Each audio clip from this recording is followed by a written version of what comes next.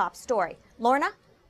Sonia, County Executive unveiled the capital budget for the next 6 years, which included unprecedented funding for school construction while also addressing smart growth. $4.49 billion for the capital budget and fiscal year 2015-2020 capital improvements program, targeting economic development, mass transit, affordable housing, and a 13% for school construction to accommodate the school enrollment. Now, the lion's share of this and the greatest effort in our work in the last few months have been to respond to the unprecedented increase in enrollments in our schools. We are growing at the rate of better than 2,000 students per year. That is more than many communities combined. That's equivalent to a high school per year. A total of 455 new classrooms would be added.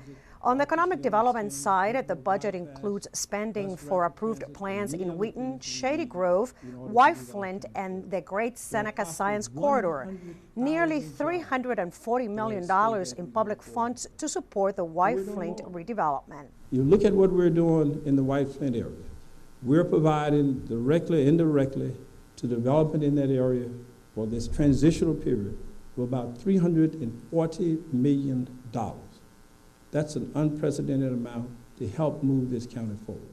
Leggett's recommendation includes $10 million to begin facility planning for the MD 355 and the US 29 corridors in the approved master plan, and $154 million to maintain roads. We've increased amounts for, at least for arterial and primary roads, by 80%.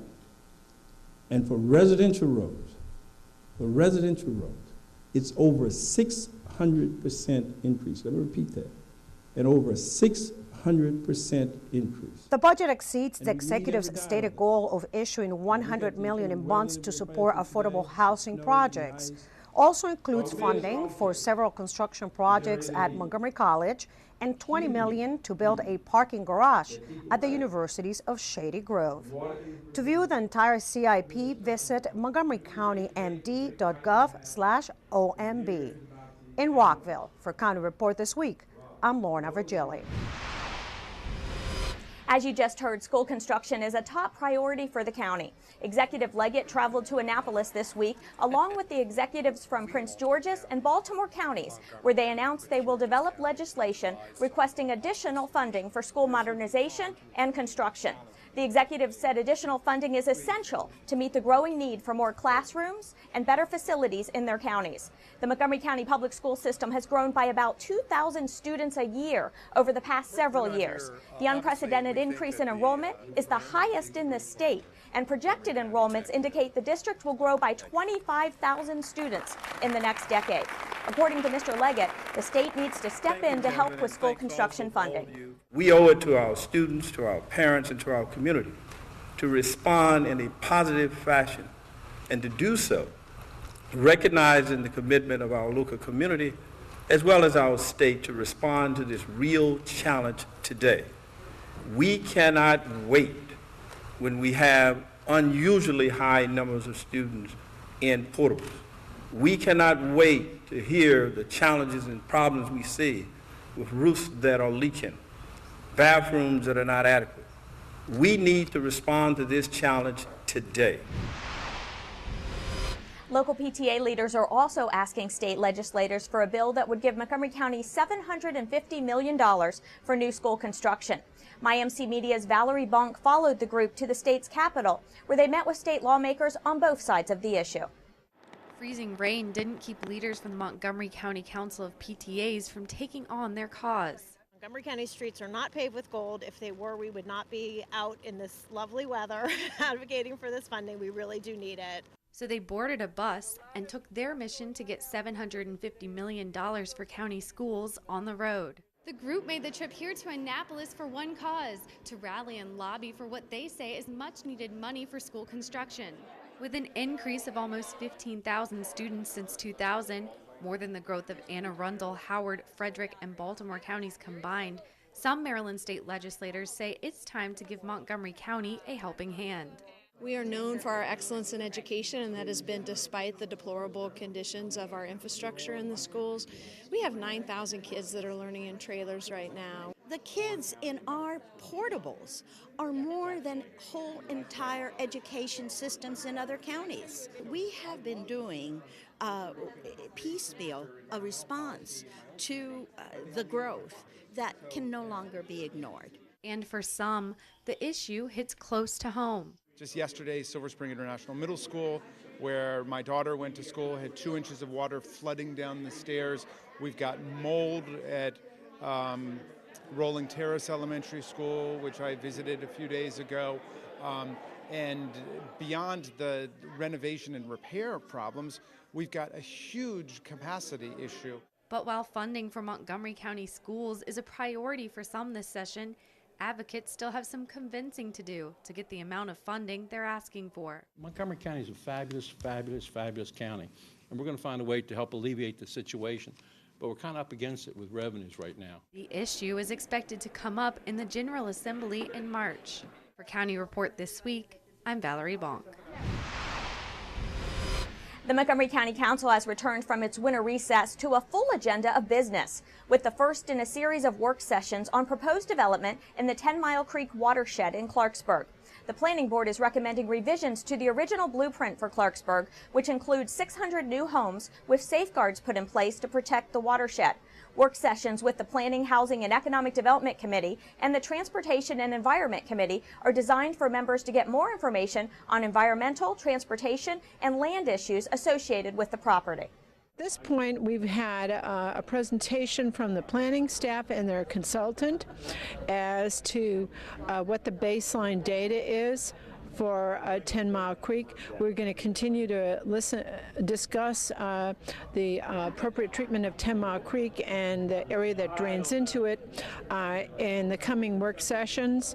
And we are also going to be hearing about whether or not it really plays a role in our water supply, which some have suggested as we move forward. That will get all of this will get translated into how we look at the appropriate zoning for the area that drains into 10 Mile Creek.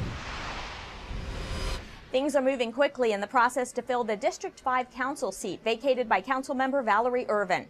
In all, 18 residents of the district applied for the position. The council will interview 13 of those applicants. Those interviews will take place January 17th, 22nd, and 24th and will be televised on CCM. The council will select the new member on January 28th. I think that it really boils down to somebody who's got the best interests of District 5 at heart. It's not really solely just about what's going to happen with particular issues, but it's about the mindset of being of service, of making sure that we're trying to deliver for District 5 that has had some challenges when it comes to economic development, especially in the East County area, and making sure that we're focused on that, making sure that we're focused on some of the other needs that these residents have. When we come back, we'll tell you how the community is helping some Montgomery Village residents who were displaced by an apartment fire. And we'll showcase some of the transportation projects in the pipeline in this new year. Stay with us. We'll be right back. Montgomery County high school and middle school students compete for cash in the Keeping It Safe Under 21 Alcohol Prevention Coalition PSA contest. Middle school students can receive up to $500, while high school students can win up to $1,000. Entries must be 30 seconds in length. The message: prevent underage drinking. Entry forms and submission dates can be found online at montgomerycountymd.gov/KIS. Get your entries ready and remember to keep it safe. Did you know there are more than 10,000 county government phone numbers? But there's only one number you need to remember for non-emergency calls: 311. MC311 is Montgomery County government's online telephone information system. Need information? Have a problem or complaint? Trying to locate a county government facility? Call 311. The call center is open Monday through Friday, 7 a.m. to 7 p.m. The website is available 24 hours a day, 7 days a week. Welcome back to County Report This Week. I'm Sonia Burke. The Rosemont Elementary community is mourning the loss of DJ McMullen, a 4th grade student who drowned this week after falling through the ice on a sediment pond in Gaithersburg, where he was playing with his brother and another boy. At Rosemont Elementary, extra counselors were brought in to support the students and staff members. The school's principal remembered DJ as a popular student who liked science. DJ was looking forward to being a patrol next year. He was a very responsible student, and we are all going to miss him terribly here. Joining us in the studio to talk about this tragic accident is Assistant Chief Scott Graham from the Montgomery County Fire Rescue Service. Chief, I know you were out there the night of this incident. What can you tell us about what happened, and what do we need to know about the ice floating on area ponds? This incident was a somber reminder of the tragedy that can occur, and fortunately doesn't occur that frequently in our area. When we've had a long streak of cold weather, when bodies of water such as these storm catchment ponds begin to freeze over, it's kind of an enticement for young people and kids and people walking around to perhaps play on the ice. It turned to tragedy when we received the call a little bit after 4 p.m. Fire rescue officials arrived on the scene. There were 3 young children that were reported to be out on the ice and in the water. When we did arrive, 2 of those were beginning to exit from the ice. One was already broken through the ice and walking out, and the other was crawling on top of the ice. The third one, according to an eyewitness, had gone under the water and had not resurfaced. Members of our technical rescue team, along with other fire rescue members, entered the water with protective equipment and began the search for the third child. Approximately 25 to 30 minutes into the search, we located the child in about 5.5 feet of water, perhaps about 40 yards out from the bank. The child was immediately taken to a waiting medic unit and transported to Shady Grove Hospital.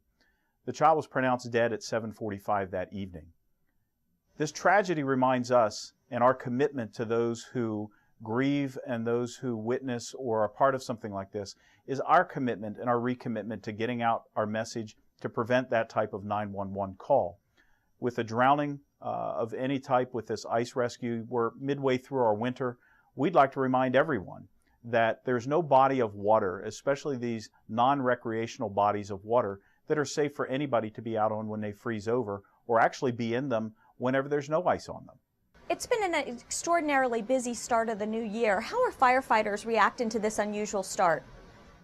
Well, our reaction is one of, I guess with the 2 fatal fires that we've had thus far and the tragic drowning of the child in Gaithersburg, it's our recommitment to preventing the 911 call.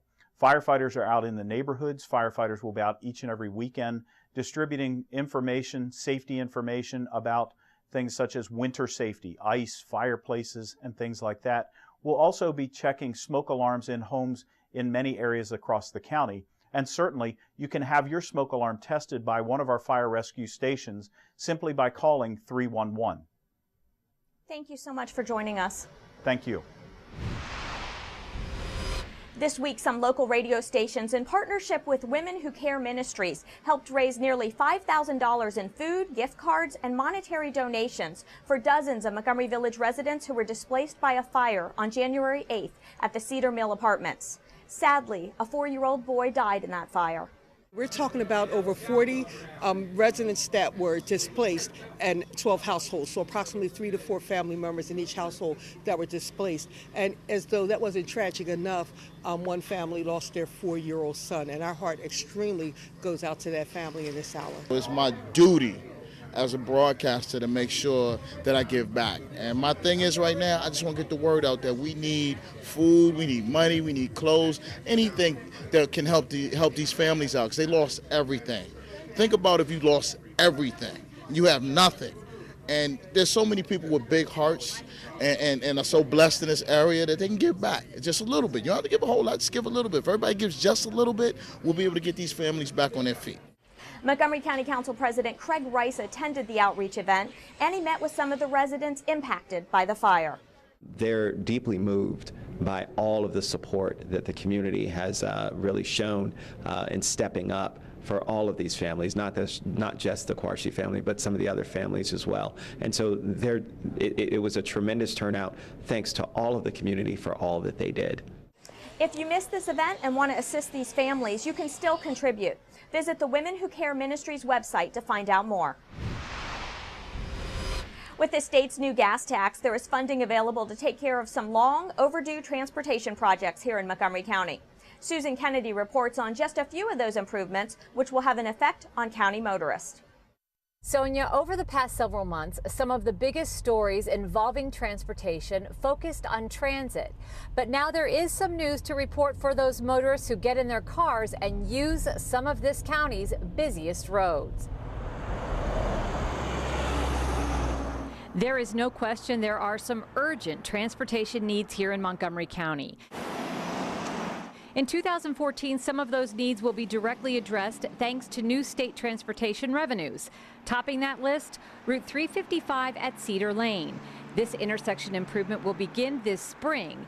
It will add turn lanes and through lanes, and it's designed to relieve traffic that's been created by BRAC. So our commitment from both the federal government and the state government was saying, my goodness, if you're going to increase the amount of people that are going to this important institution, then you really do need some help in making sure that people can actually get through what is already the most congested area in our county, and that's 355, and Cedar is, of course, one of those. So we're going to improve that intersection, and that'll make life better for our community, and that's what we try to do. Also in the queue, the University Boulevard Bridge over the Capitol Beltway. This continuing project will have a high impact on commuters as it moves forward, but the bridge deck replacement and rehabilitation will improve the safety conditions of the bridge, which has been in poor condition for quite some time. We do need to make things better for our drivers in their particular discrete areas which are not okay. That's one of them, and so the state is coming forward and helping us to improve this intersection and make it easier for people to get on and off this very important route. The State Highway Administration has a host of resurfacing plans on its agenda this year, with a few in Montgomery County. One that will most likely have a moderate impact on traffic will be the resurfacing of Interstate 370 between 270 and 355. This project is scheduled to begin early this summer and will be done by late fall. In Rockville, I'm Susan Kennedy for County Report This Week. When we come back, we'll introduce you to a Burtonsville woman who met with President Obama at the White House. And we'll tell you about the Ulysses program at Northwest High School. Stay with us. This message brought to you by FEMA. Home fires occur most often in winter. Keep anything that can catch fire at least 3 feet from heating equipment. And never use an oven to heat your home. Stay in the kitchen when frying, grilling, or broiling food. Turn space heaters off when you leave the room or go to bed. Make sure all vents are clear of snow and ice to allow carbon monoxide to vent outside. Have your furnace, heating system, and chimneys serviced each year by a qualified professional. Learn more at www.usfa.fema.gov.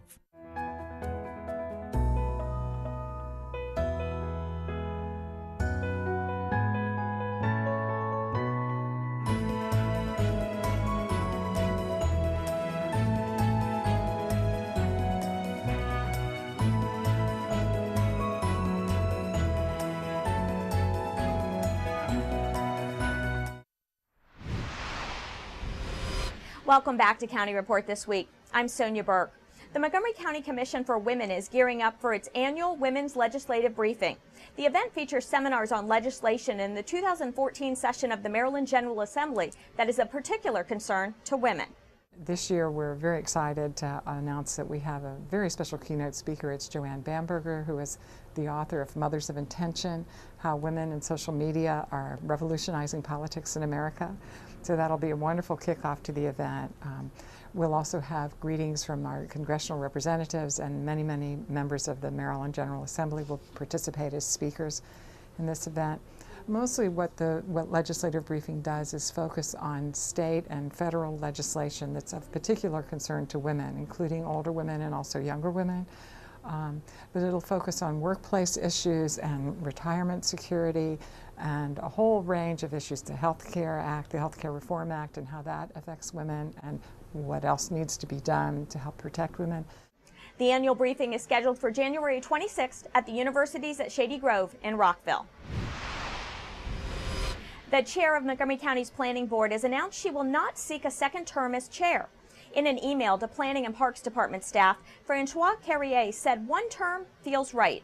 Her tenure has been described as one of the busiest and most productive of the board's history. She will serve until the end of her term, which is June 14th.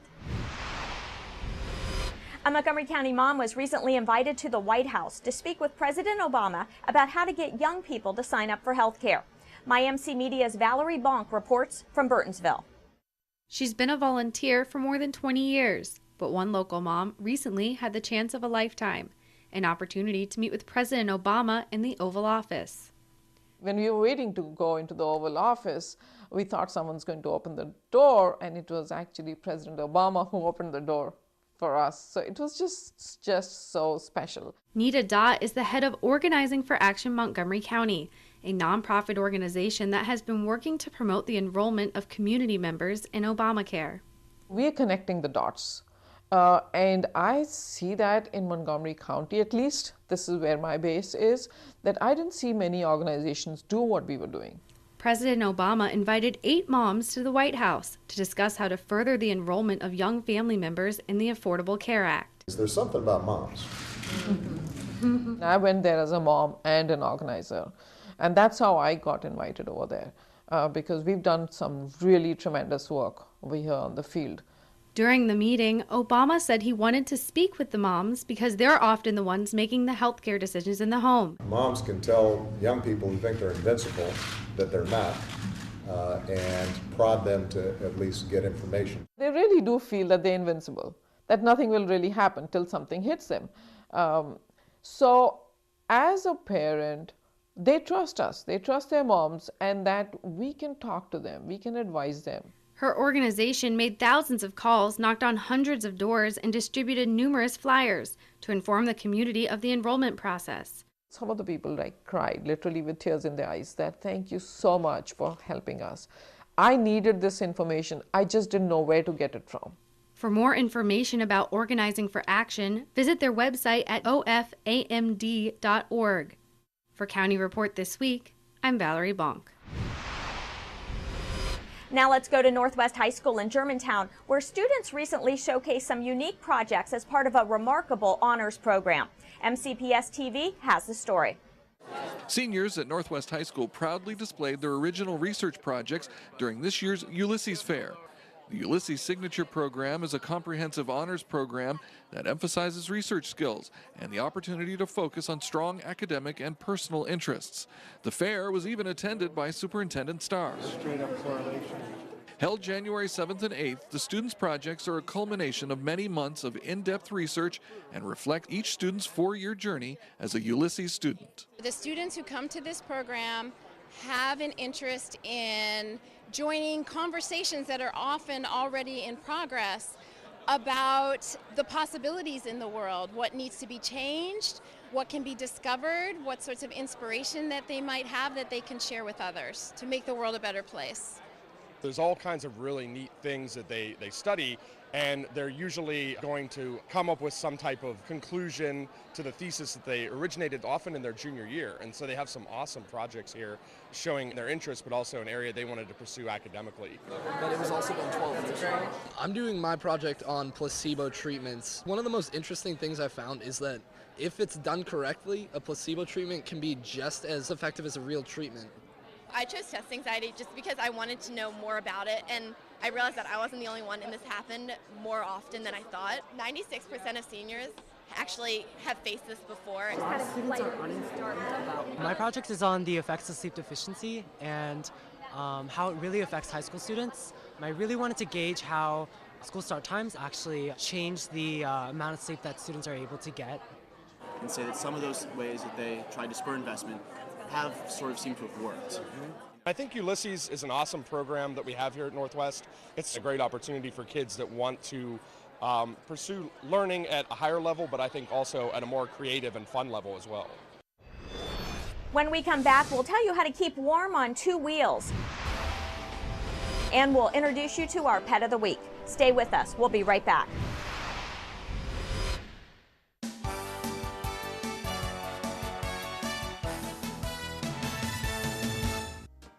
Montgomery College's spring semester classes begin on January 27th, so there's still time to register. Choose courses from more than 130 majors and programs offered at our campus locations and online. You can register today online or at any of our 3 campuses. Make sure you get off to a good start at MC. All new students should definitely attend a new student orientation session before the start of the spring semester. It's a great way to get acclimated to campus life. Sessions are held on all 3 campuses, and parents and family are also welcome. Come out and support the Montgomery College Raptors. Men's and women's basketball seasons are heating up, and they both have a full slate of home games scheduled in January. Follow the teams on social media for the latest news.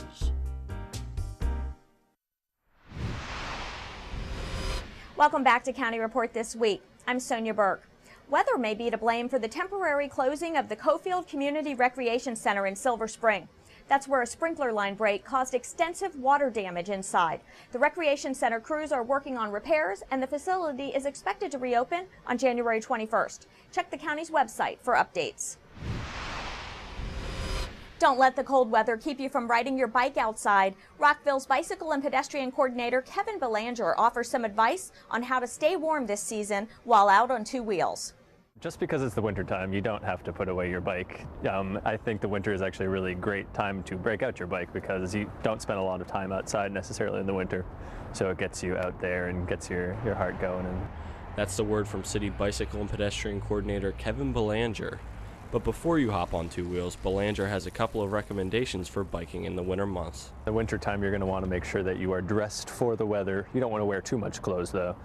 So I brought a few of the things that I wear. For instance, my base layer, I'll wear something like this, which is a wicking t-shirt, kind of like a technical fabric. You don't want to wear cotton right next to your body since that is going to take the sweat away and keep it right next to you. So when you stop, you're going to be really cold. Otherwise, I'll wear what I normally wear, just a regular jacket, and if it's windy, a windproof layer. As for gloves, if you have a thick pair of windproof gloves, those are great. Otherwise, I wear these thin ones on my hands to stick these on top of them, and it acts as an insulator there. And then if I get too hot, I can take these away. Something else I didn't mention earlier, wool socks are important. I always find I'd rather have warmer feet than colder feet, so wool socks are important. And then your helmet, if you can fit a hat under that, great. Otherwise, this can act as your hat. As for your bike, you want to make sure that you have the right kind of tires for the winter. If there's going to be snow or ice at all, you want to make sure that your tires aren't too thin and that your tread is good, that it hasn't completely worn away. So if you do happen to hit some ice or snow, you're not going to go sliding. You also want to make sure your brakes are in good condition. You always want to have tight brakes, but in the winter time, especially keeping those up. So it's important in the winter time as the days are shorter to make sure you always have your bike lights on you. So what I do is carry mine with me. This one just slides right onto the bike like this. You want to make sure that you have a strong light that can be seen from all sides. So this one is good. You can even have a strobe function on it, which is nice. Also a backlight, you want that to be red. And this one's cool, it just clips onto my belt, so I slide it on there. People can see it in the back. Keep these tips in mind when you plan your next trip, which you can now do online with an interactive GIS map. So we developed a mobile map where you can pull it up and zoom in and out as you need, and different layers will come up, so it's not just a big jumble. So you'll be able to see different bike lanes or shared use paths as you're going along. What's the best way to get from route A to B if you didn't plan it ahead of time? To access these maps online, go to rockvillemd.gov/GIS/maps and click on Bicycle Routes. It's time to go to the Humane Society, where Kathy Stanhope joins us with our Pet of the Week. Kathy? This is Kathy Stanhope with your Pet of the Week at the Montgomery County Humane Society, and I'm here with a lively little thing. This is 212. 212 just came in today, and she doesn't really have a name yet, but if you ask for 212, they'll know what dog we're speaking of. She's a little rat terrier. She's female, very, very active, and she would be best in a home that's with people that have already had dogs like this because she is so high energy and so active. Give us a call at 240-773-5960 or visit all of our animals, including little 212, at mchumane.org. With that, we close this edition of County Report This Week. Remember to like us on Facebook and to join us again at this time every week for a look at what's going on inside Montgomery County. I'm Sonia Burke. Thank you for watching.